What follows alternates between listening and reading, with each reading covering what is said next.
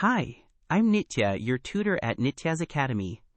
Let's learn the age of reason and satire, tools of persuasion, together, step by step.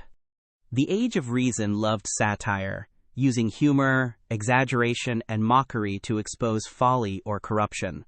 Satire isn't comedy for its own sake. Its goal is reform.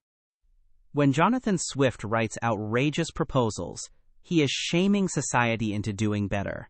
As you read, always ask what real-world target the writer is attacking. The laughter is a delivery system for serious criticism. Satirists rely on verbal irony, where the words say one thing but mean the opposite. If a writer calls a foolish scheme a brilliant plan, the tone tells you he means the reverse. Sarcasm is irony sharpened to wound. To read these writers well, listen for the gap between the literal words and the obvious truth. That gap is where their argument lives. Alexander Pope perfected the heroic couplet, 2 rhyming lines of 10 syllables each, polished and balanced. Lines like, "A little learning is a dangerous thing," feel neat and quotable for a reason. The tidy form mirrors the era's love of order and reason. When a couplet sounds like a crisp proverb, that balance is doing deliberate, meaningful work.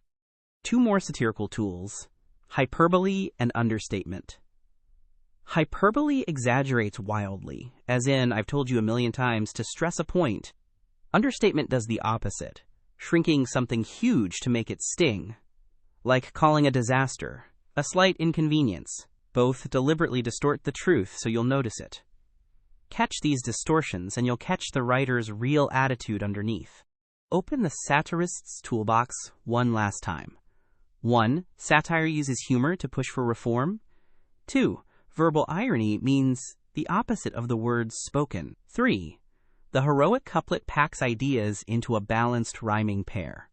4. Hyperbole and understatement bend the truth to make a point. Spot these 4, and the sharp wit of the age of reason becomes a pleasure to read. Great work.